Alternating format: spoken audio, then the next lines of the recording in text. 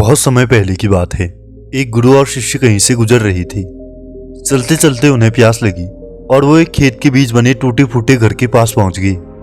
गुरु और शिष्य ये देखकर हैरान हुए कि इतना बड़ा खेत यूं ही बंजर पड़ा है। उन्होंने घर का दरवाजा खटखटाया। एक व्यक्ति घर से बाहर निकला। उसके साथ उसकी पत्नी और 3 बच्चे भी थे। सभी ने फटे उड़ाने कपड़े पहने थे। गुरु ने विनम्र आवाज में कहा, क्या हमें थोड़ा पानी मिल सकता है? आदमी ने गुरु को पानी दिया।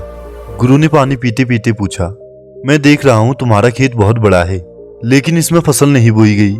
आप लोग अपना गुजारा कैसे चलाते हो? व्यक्ति ने बताया, हमारे पास एक भैंस है जो काफी अच्छा दूध दे देती है, जिससे हमारा गुजर बसर भी हो जाता है और हमें पैसे भी मिल जाते हैं। शाम होने को आई थी, काफी देर भी हो गई थी। गुरु और शिष्य ने निर्णय किया कि आज की रात हमें यहीं गुजारनी चाहिए। उन्होंने उस व्यक्ति से अनुमति मांगी और वहीं पर रुक गई। खाना खाकर किसान का परिवार और गुरु शिष्य दोनों ही सो गई। आधी रात के वक्त गुरु ने शिष्य को उठाया और हल्के से उसके कान में कहा, चलो हमें अभी यहाँ से निकलना है और चलने से पहले हमें इसकी भैंस को कहीं जंगल में छोड़ देना है।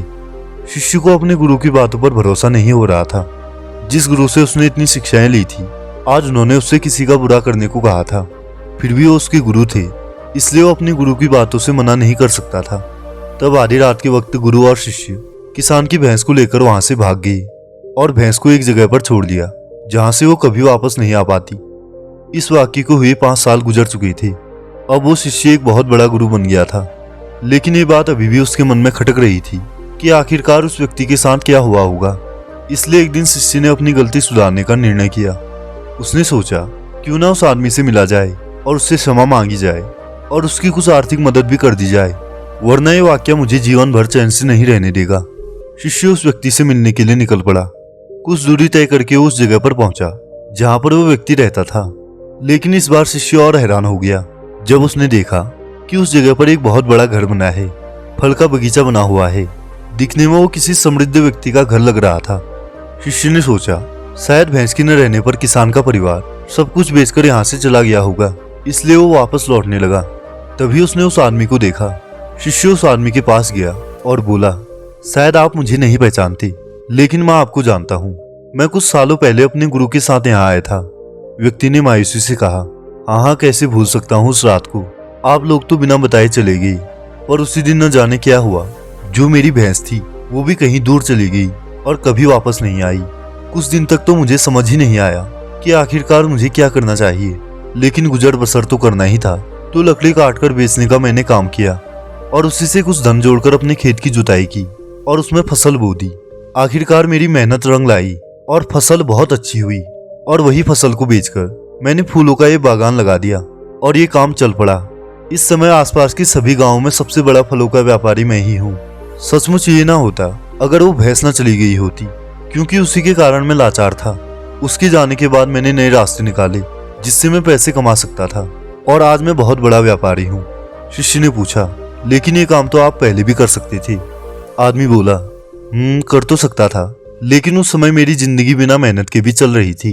मुझे कभी लगा ही नहीं कि मेरे अंदर भी इतनी क्षमता है, तो कोशिश ही नहीं की मैंने। लेकिन जब मेरी भैंस चली गई तब मुझे एहसास हुआ कि मैं कुछ तो कर ही सकता हूँ, जिससे मैं अपनी पत्नी और बच्चों को एक अच्छी जिंदगी दे सकूं। और आज मैं बहुत बड़ा व्यापारी बन गया। ये सब उसी भैंस के चले जाने की वजह से हुआ। बिल्कुल ऐसा ही हमारी जिंदगी में भी होता है। अगर हम अपनी जिंदगी में देखेंगे तो हमें मिलेगा कि हमारी जिंदगी में भी कुछ ऐसी चीजें हैं जो हमें आगे बढ़ने से रोक रही हैं, चाहे हमारा आलस्य कहें या हमारे असफलता का डर। बिल्कुल इस कहानी की तरह, जैसे वो भैंस किसान के आलस्य का कारण था और उसे कुछ बड़ा करने से रोक रहा था, ऐसे ही हमारी जिंदगी में भी बहुत सारी भैंस हैं जो हमें कुछ बड़ा करने से रोकती हैं। हमारी जिंदगी की भैंस हमारा आलस्य, गलत आदतें, असफलता का डर, परिवर्तन का डर, या फिर हमारा कंफर्ट जोन भी हो सकता है, जिस कारण हम नए अवसरों को देख ही नहीं पाते। इसलिए अगर तुम्हारी जिंदगी में भी कोई भैंस है तो उसे तुरंत अपनी जिंदगी से निकालो, क्योंकि जब तक तुम इन भैंसों से बाहर नहीं निकलोगे तो तब तक तुम अपनी सच्ची क्षमता को जान ही नहीं पाओगे। इसके लिए कुछ समय अकेले रहकर अपने जीवन की सच्ची क्षमता को जानिए और इस पर अगली वीडियो देखिए या फिर बाद में के लिए सेव कर लीजिए, क्योंकि आपके समय से कोई वीडियो, कोई ऐप या फिर कोई जानकारी कीमती नहीं है। मैं ऐसी प्रेरणादायक कहानियां लाता रहूंगा। तब तक के लिए आगे बढ़िए, हिम्मत कीजिए और तोड़ दीजिए सारे बंधनों को।